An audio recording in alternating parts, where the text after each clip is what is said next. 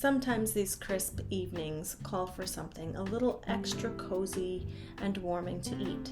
So, I'm making some homemade gnocchi because it definitely falls in the category of cozy, warming, comforting, and it's a lot easier than I think many people might realize. I always thought it was a bit of a complicated process, but it's so easy.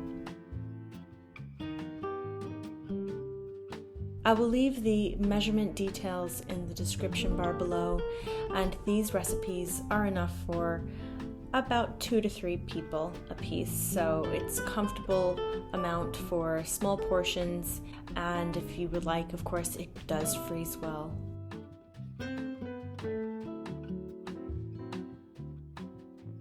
Let's start with the Alfredo sauce. Today I used Parmesan cheese, milk, heavy cream, salt, pepper, garlic, and a knob of butter. I let the butter melt down in a small saucepan, and then I add the heavy cream and the milk, whisking to combine. I keep this on a medium heat, and once that's heated through, I add the garlic and the pepper. A note that I only add the salt at the very end once I've tasted it, because the cheese is quite salty and I use salted butter. It's not always necessary to add the salt. After my seasonings are mixed in well, I then start to slowly add in the freshly grated Parmesan cheese. And I do this slowly just so that it incorporates really well, so it melts slowly. I whisk in a little bit at a time, and then once it's completely whisked in, I keep it cooking for an additional couple minutes to thicken. You'll know it's done once it coats the back of a spoon. Then I'm going to set that aside and move on to our gnocchi.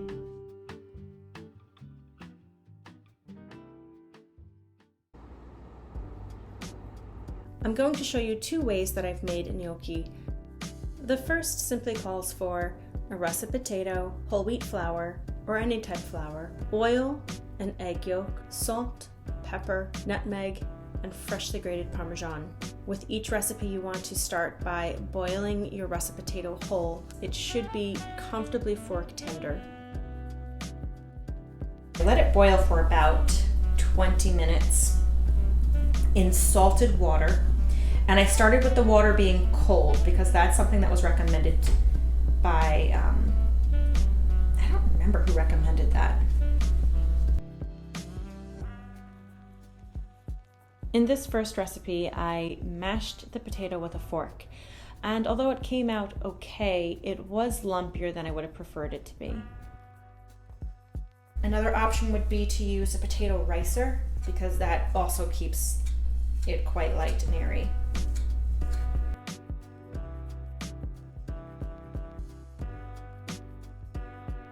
Now, just make a little well, and then add around my cheese, pepper, nutmeg, our egg yolk, olive oil,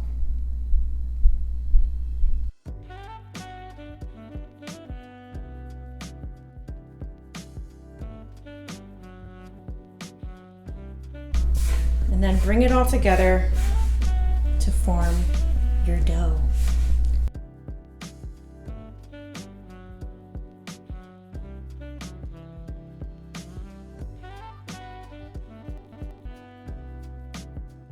I'm just bringing the dough together.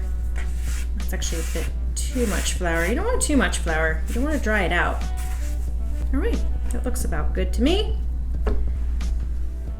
My favorite part of the gnocchi process is the rolling and the cutting. And I did try a few different finishing touches. First with the back of a fork to give a bit of that common texture and appearance. But I wasn't loving it, so then I also hand rolled a few of them, which I also wasn't too crazy about.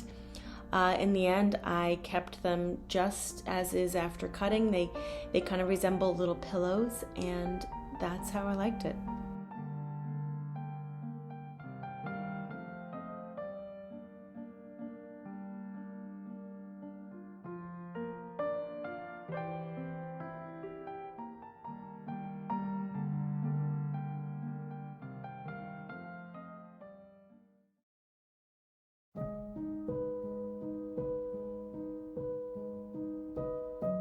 The second method is much simpler, less ingredients, and I did find it to be just as tasty.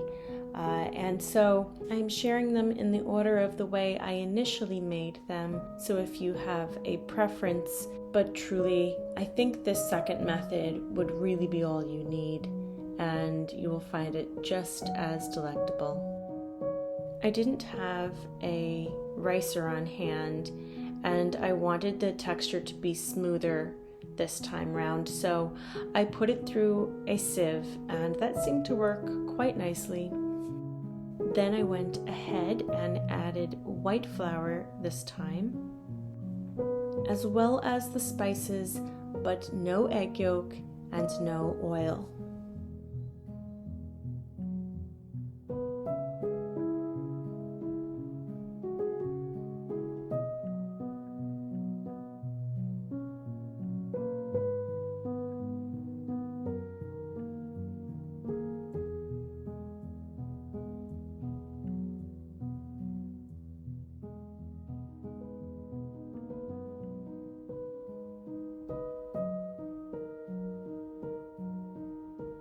These will cook up in salted boiling water, and they don't take long to cook at all.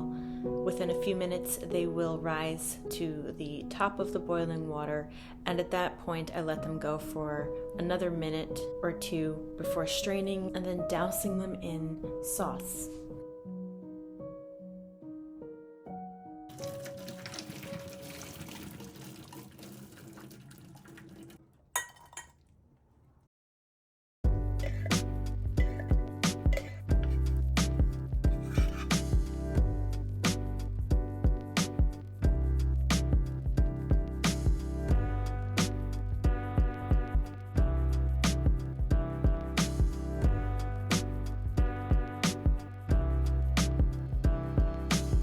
Definitely give these recipes a try, and definitely let me know if you do. They are so simple, so easy, and so delicious. And that's it. Just a short video this week, but I hope you enjoyed it. I hope that you'll stick around to see what else we have coming up, and I will be back very soon. Until then, take care.